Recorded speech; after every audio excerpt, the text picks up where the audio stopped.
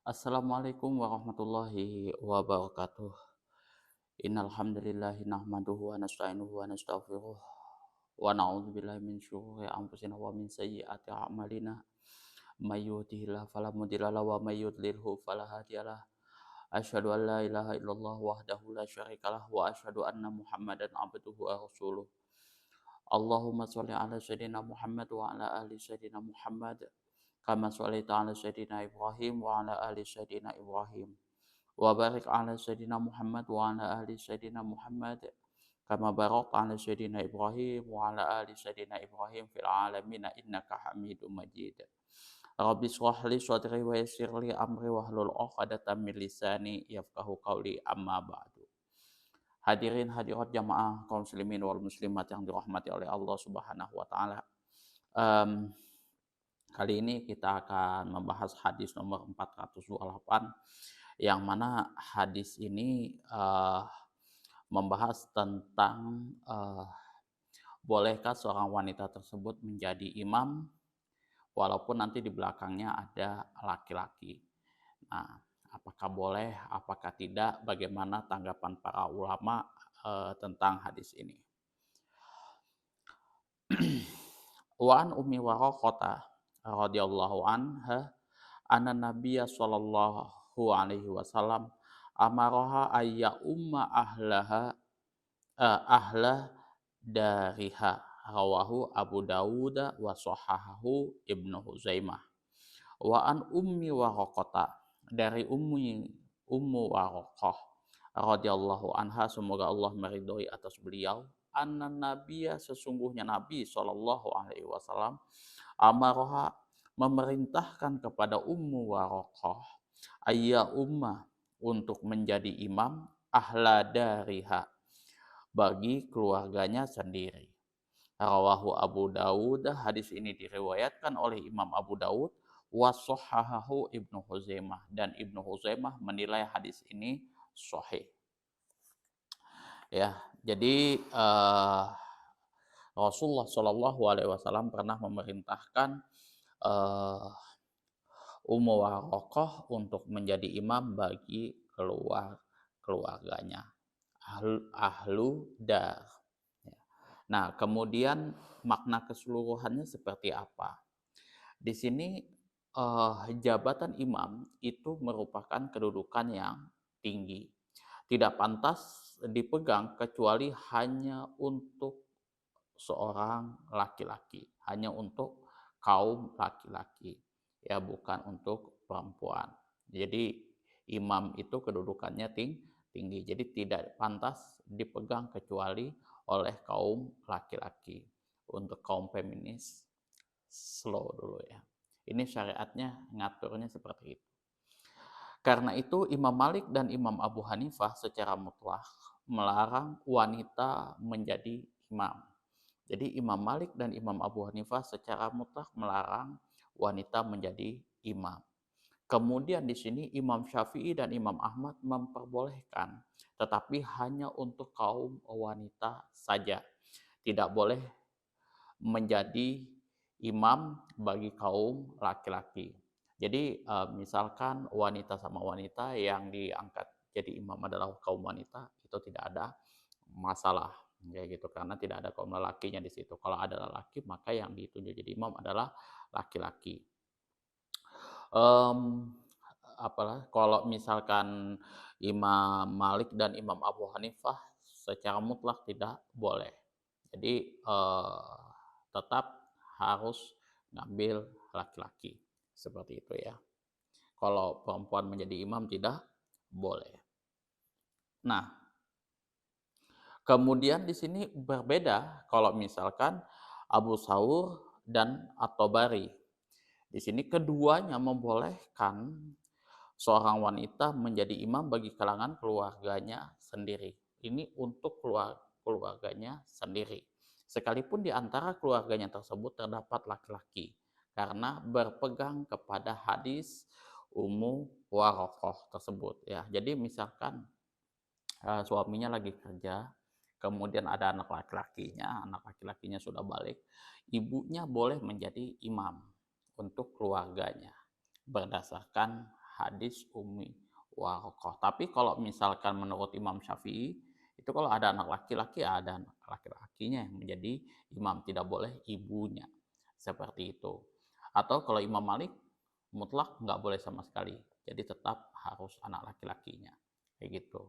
Kecuali di situ kalau Imam Syafi'i dan eh, Imam Syafi'i dan Imam Ahmad di sini membolehkan kalau misalkan dia punya anak perempuan semua di situ, nggak ada anak laki-lakinya, ya ibunya yang menjadi imam itu boleh. Nah, kemudian seperti apa analisis lafadznya? Rawahu Abu Dawud. Hadis ini diriwayatkan oleh Imam Abu Dawud yang lengkapnya sebagaimana berikut. An Ummi Waraqah binti Naufalin anna Nabiya sallallahu taala alaihi wa ala alihi wasallam lama ghaza batran qalat qultu lahu ya Rasulullah idzan li fil ghazwi ma'aka amaridu mardakum la'allahu ta'ala ayyarzuqani syahadatan qala kiri fi baitiki fa innallaha azza wa jalla yarzuquki fa innallaha azza wa jalla yarzuquki syahadata qala fakanat tasumma syahidah qala wa kanat qad qara'atil qur'ana fa'stazanatin nabiyyu sallallahu alaihi wa ala alihi wasallam ay an tattakhidha fi dariha muadzin muadzanan fa'adzina laha qala wa kanat qad dabbarat ghulaman laha wa jariyatan faqama ilaiha billaili faghammaha biqati fatihata matat wa dhahaba fa asbaha umaru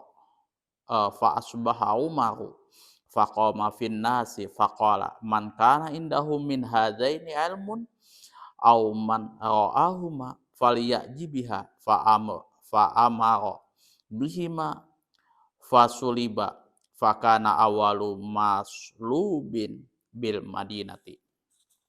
Jadi artinya lengkapnya seperti ini ya. Jadi Ummu Warokoh itu telah menceritakan kepada Nabi menceritakan bahwa ketika Nabi SAW hendak melakukan perang Badar, ia berkata kepada Rasulullah SAW, wahai Rasulullah, izinkan aku ikut perang bersamamu.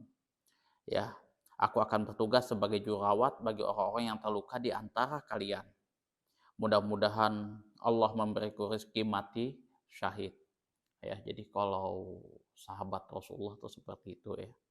Cita-citanya itu rezekinya tuh mati syahid. Kalau kita kan rezekinya itu ya harta benda. Tapi kalau sahabat itu rezekinya itu mati syahid. Tapi bukan mati syahid kayak yang sekarang ya. Ngebombardir gereja, nutup gereja dan lain sebagainya, bukan seperti itu yang dikategorikan mati syahid.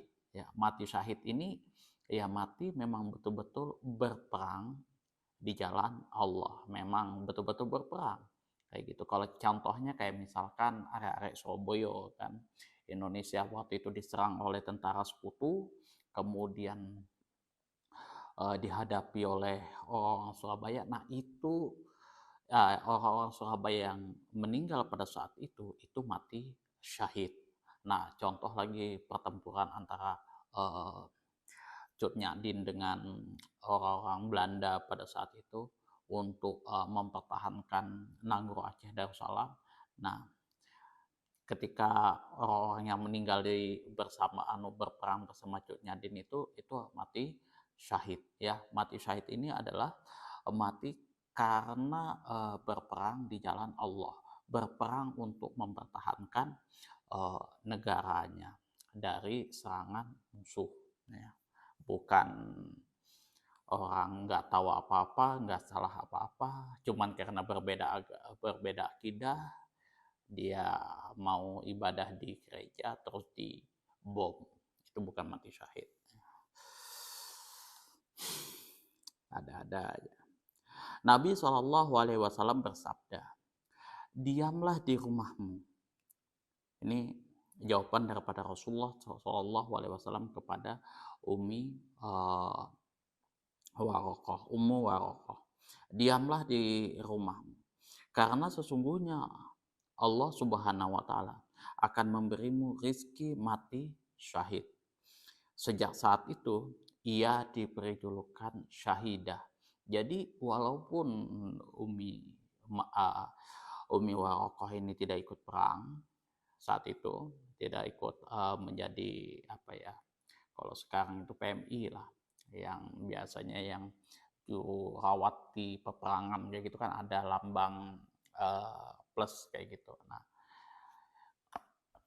Ummu Warokoh maunya seperti itu, tapi dia tidak, Rasulullah tidak mengizinkan. Jadi suruh diam di rumah, karena sesungguhnya Allah Subhanahu wa Ta'ala akan memberimu rezeki mati syahid. Dan sejak itu beliau diberi gelar julukan syahid, syahidah. Ketika ia telah hafal Al-Quran dan menguasainya, ia meminta izin kepada Nabi SAW agar diperbolehkan membangun surau di kampungnya. Maka Rasulullah SAW mengizinkan Ummu Warokoh untuk membangun suraunya.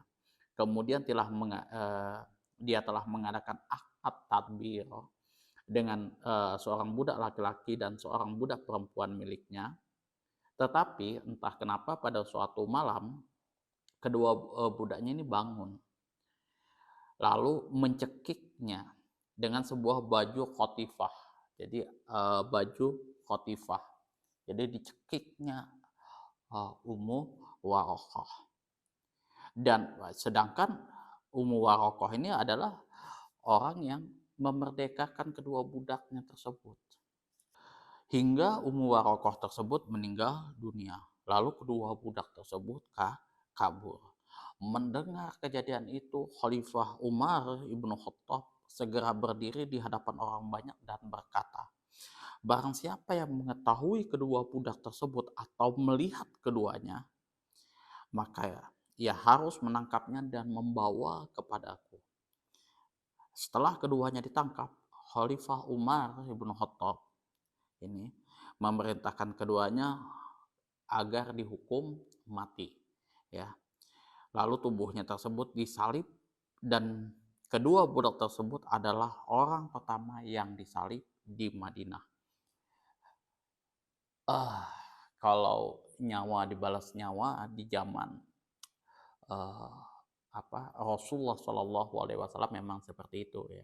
Jadi kisos lah. Jadi kalau memang orang itu sengaja membunuh orang, itu ya sengaja membunuh orang, maka kisosnya itu dia juga dihukum mati, itu ya. Kalau misalkan dia tidak sengaja, misalkan bertugas atau apa, itu kemudian membunuh orang, nggak sengaja terbunuh, nah maka hukumannya adalah kisosnya adalah 100 ekor onta. Itu kalau nggak salah yang terdapat di dalam kitab Fathul Qorib. Ya, itu masalah kisos. Lama Ghazabatron, di sini ketika hendak melakukan perang Badar. Badar ini adalah nama sebuah kampung yang terletak di antara Mekah dan Madinah. Jadi Badar itu apa sih? Ini kan populer kan kalau untuk orang Islam kan. Itu perang-perang Badar kayak gitu. Nah, perang Badar itu adalah nama kampung yang terletak antara Mekah dan Madinah, tetapi jaraknya lebih dekat dengan Madinah. Menurut suatu pendapat, jarak antara Madinah dan Badar itu 28 farsah. Mulanya tempat itu adalah sumber air milik seorang lelaki yang dikenal dengan nama Badar. Kemudian kampung itu diberi nama Badar, diambil daripada nama orang tersebut. Perang Badar terjadi pada bulan Ramadan tahun 2 Hijrah, dan ini waktu itu adalah salah satu perang dahsyat, ya. Paling dahsyat kala itu karena Rasulullah pada waktu itu memang posisinya belum siap, masih ya sedikit lah pasukannya pada waktu itu. Dan itu kalau misalkan eh, ya keduanya pada waktu itu kedua belah pihak itu sudah nggak ada ampun lagi. Kalau misalkan Rasulullah kalah, semua kebantai, sudah nggak ada lagi, sudah persiapan itu pertarungan habis-habisan itu. Jadi Rasulullah Shallallahu Alaihi Wasallam berdoa kepada Allah pada waktu itu, ya terkenal, seandainya kami kalah, ya Allah itu kan, maka tidak akan ada lagi yang menyembahmu, karena memang posisinya sudah posisi lemah, dan yang bertahan itu memang orang yang di pertempuran itu ya memang ya itu-itunya aja lagi. Kalau sudah ini selesai kalah ya sudah, yang tertinggal itu sudah nggak ada lagi, sudah itu sipil aja lagi dan dibantai semua. Umar itu mardokum, mengobati. Umar itu mardokum di sini artinya mengobati dan merawat orang-orang yang terluka dan sakit. Qori fi baitiki, kiri fi baitiki, maksudnya adalah tinggallah engkau di rumahmu, jangan pergi kemana-mana. Fakanat tasumma syahidah, sejak saat itu Ummu Warokoh ini dijuluki dengan syahidah karena ia berpegang kepada sabda Nabi Shallallahu Alaihi Wasallam yang mengatakan kepadanya, sesungguhnya Allah akan memberimu rezeki mati syahid. Wa kanat qad qara atil Qur'ana, atil Qur'ana, dan dia telah menghafal dan memahami maknanya.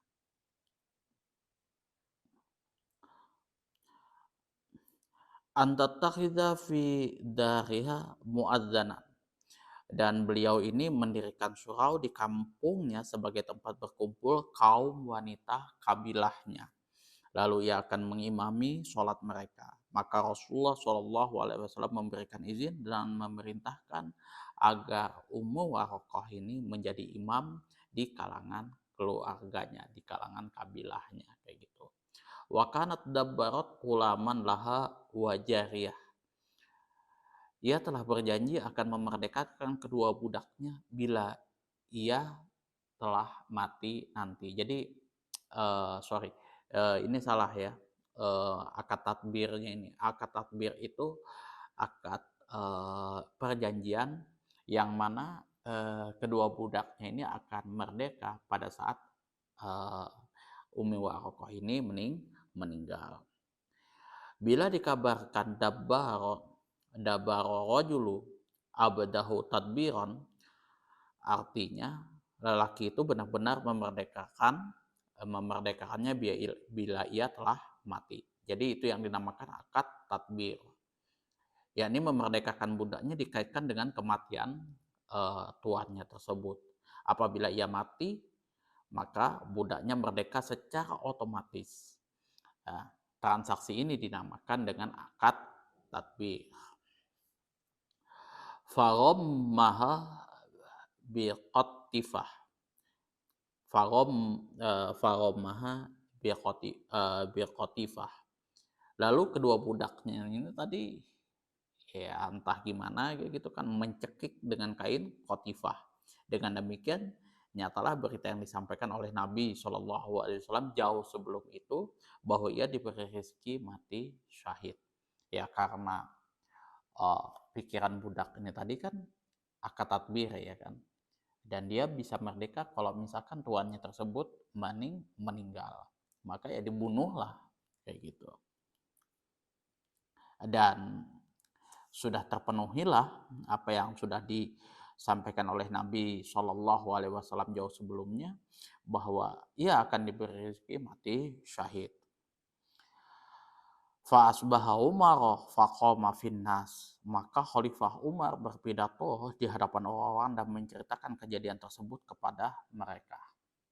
Man kana indahu min hadaini ilmun au man ra'ahuma, barang siapa yang mengetahui tempat kedua budak tersebut atau pernah melihat keduanya di suatu tempat. Kata-kata "au" di sini dalam kalimat mengandung pengertian syak, ya, pengertian ragu dari pihak perawi. Jadi "au" di sini uh, karena perawinya ragu. Ada uh, ada ada keraguan dari pihak perawi di dalam meriwayatkan hadis ini. Jadi man kana indahu min hadzaini ilmun, min hadzaini ilmun, atau man ra'ahuma di sini. Fa amar bihima fasuliba,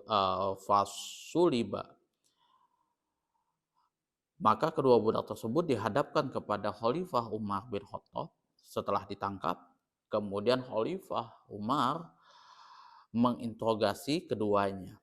Akhirnya kedua orang tersebut mengaku telah membunuh Ummu Waraqah. Kemudian keduanya dijatuhi hukuman mati dan disalib agar orang-orang tahu dan jerah sehingga tidak melakukan perbuatan seperti yang mereka lakukan tersebut. Penyaliban itu dilakukan setelah keduanya dihukum mati dengan pedang. Jadi setelah mati dipenggal dengan pedang, kemudian baru disalib, bukan hidup-hidup disalib kayak gitu, enggak. Jujur ini agak-agak ngeri kalau melihat sejarah-sejarah orang terdahulu itu ya. Karena di zaman dahulu itu ya sudah seperti ini itu lumrah, karena zaman dulu tuh memang keras. Kalau sekarang sudah ngeri ya, kita ngelihat orang kayak gitu tuh sudah gimana ya. Fikih hadisnya adalah satu, duduk tinggal di rumah bagi wanita lebih utama dari keluar berjihad. Jadi seorang wanita itu utamanya itu tinggal di rumah daripada keluar berjihad. Yang kedua, disyariatkan melakukan transaksi tadbir. Jadi kita bisa melakukan transaksi tadbir.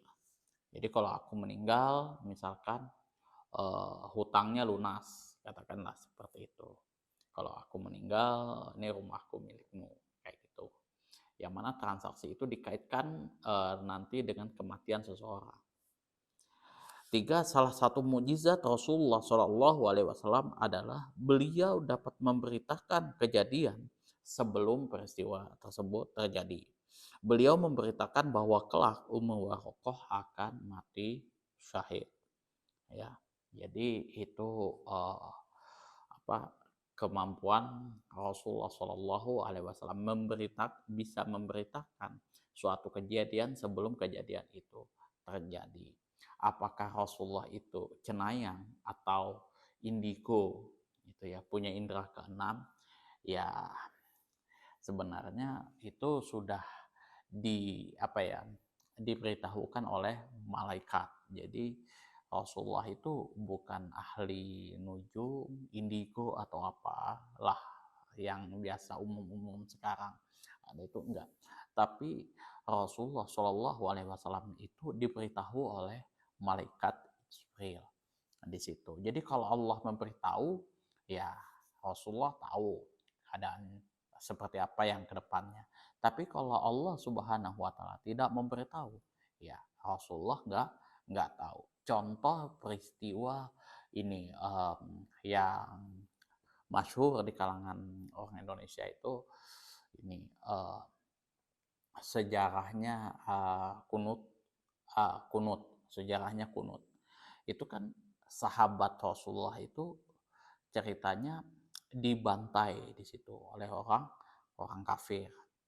Nah, pada saat itu ya Rasulullah ketika mau mengantar para ahli Qur'annya, beliau tidak tahu apa kejadian selanjutnya nanti di sana. Kayak gitu, apakah dia meninggal, apakah dia selamat. Gitu kan, kalau Rasulullah tahu, oh ini nanti bakalan kenapa-napa nih nanti. Wah, langsung Rasulullah tawang kayak gitu. Enggak begitu. Jadi semua itu Semua apa yang Rasulullah sampaikan itu ya memang diberitahu oleh Allah Subhanahu wa taala melalui malaikat Jibril. Ya, bukan ahli nujum ya, seperti itu. Itu salah satu mukjizat daripada Rasulullah Shallallahu Alaihi Wasallam. Kalau yang sekarang, yang katanya indigo, dalam tanda kutip indigo itu, ya kalau saya sih ya iya aja kayak gitu kan, saya ini. Tapi kalau ditelaah secara eh, aspek agama, kalau agama Islam itu sudah nggak masuk akal kalau menurut saya.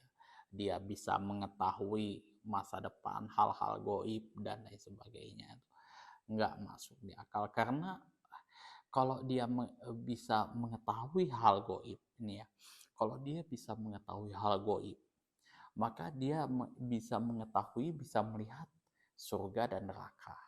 Itu sudah pasti. Dia mengetahui uh, kapan dia matinya. Itu hal yang goib.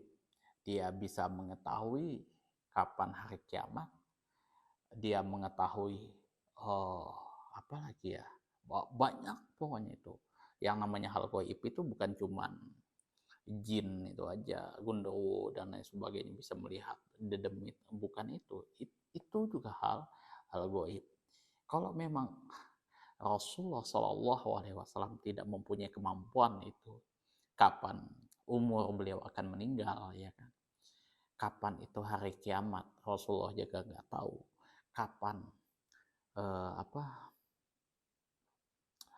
eh, apa ya? Kapan orang tersebut akan ditimpa musibah dan lain-lain sebagainya. Rasulullah tidak tahu. Artinya ya umat-umatnya pun juga bakalan tidak akan ada yang tahu, karena Rasulullah Shallallahu Alaihi Wasallam ini sumbernya gitu kan. Kalau sekelas Rasulullah Shallallahu Alaihi Wasallam tidak diberikan privilege seperti itu, apalagi ada kita itu. Apalagi ada orang yang di YouTube itu kan yang indigo ya kan, kapan nanti hari kiamat seperti apa dan lain sebagainya, nanti manusia ini seperti apa, Indonesia ke depan seperti apa, ada artis yang nanti narkoba dan lain sebagainya. Percaya teman-teman sama orang-orang seperti itu. Ya sama halnya teman-teman percaya sama peramal, dukun-dukun, yang cuman bedanya kalau sekarang itu balutannya itu entertain sekarang itu. Tapi ya konsepnya ya sama, teman-teman percaya dengan para dukun yang ada di Al-Quran dan hadis itu. Percaya dengan itu ya akidah teman-teman layak untuk dipertanyakan. Yang keempat, sah bila wanita mengimami anggota keluarganya. Jadi kalau misalkan ada wanita mengimami anggota keluarganya, walaupun di situ ada anak laki-laki di situ, itu tidak ada masalah. Perawi hadisnya di sini adalah Ummi Warokoh bin Abdullah ibnu Haris ibnu Naufal ibnu Uwaimir al-Ansoriyah. Nabi SAW sering mengunjunginya dan memberinya julukan Syahidah. Yang mengambil riwayat hadis daripadanya adalah Abdul Rahman ibnu Khalad. Itu sejarah singkat daripada Ummu Waroqah. Ya, Abdul Rahman ibnu Khalad, dan beliau ini salah seorang sahabat wanita Rasulullah SAW yang akhirnya meninggal dalam keadaan syahidah. Ya, jadi syahidah itu kalau kasarnya, pengertian kasarnya itu ya orang yang meninggal di medan perang, memang betul-betul berperang untuk mempertahankan negaranya ketika diinvasi oleh negara lain itu ya. Bukan syahid ketika ngebom orang yang nggak bersalah, yang memang itu nggak ada sangkut pautnya dengan dia, nggak ada memerangi kita dan lain sebagainya, dibom. Itu bukan syahid, namanya sangit. Teman-teman bisa cek sendiri di dalam Al-Quran dan hadis, dan fatwa-fatwa ulama itu seperti apa. Itu ya. Nggak tahu kalau misalkan ada ya kelompok apalah gitu kan, nggak radikal dan lain sebagainya, ya kalau mereka mencuci otak orang itu Al-Quran hadis comot kayak gitu aja dipelintir oleh mereka, ya kayak gitulah artinya, ya kan.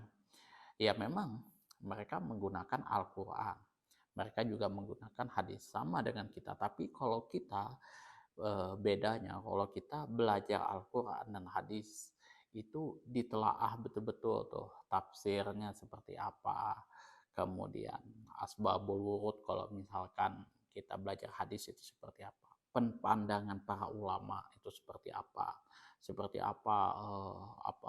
para sahabat ulama-ulama dulu menetapkan hadis ini, komentar ulama terhadap hadis ini, nggak ujuk-ujuk langsung main comot sana, hantam sana, comot ini, hantam sana. Itu yang ya nggak tahu lah sekarang. Tapi itu yang laris ya, itu yang laris sekarang, ya kan. Kalau yang sesuai dengan disiplin ilmunya, yang sekolahnya memang betul-betul di situ arahnya, jarang trending, jarang viral, bukan masalah viral sih kalau menurut aku, jarang dijadikan patokan oleh orang lain, tapi yang dijadikan patokan itu ya wallahu alam bisawab, itu ya, seperti al mukarram syekh al alim al alamah al ustad Aldi Taher misalkan, itu udah kacau sudah itu. Itu saja yang dapat saya sampaikan, kurang dan lebihnya saya mohon maaf yang sebesar-besarnya apabila ada kesalahan-kesalahan kata saya di dalam menyampaikan materi yang ada di dalam kitab Bulughul Maram dan sarahnya kitab Ibanatul Ahkam. Kemudian ada kata-kata saya yang tidak sesuai dengan hati teman-teman, mungkin menyakiti hati teman-teman, itu saya mohon maaf yang sebesar-besarnya. Apabila ada saran, kritikan, masukan, dan juga pertanyaan, silahkan teman-teman atur di kolom komentar. Akhirul kalam, wabillahi taufiq wal hidayah, assalamualaikum warahmatullahi wabarakatuh.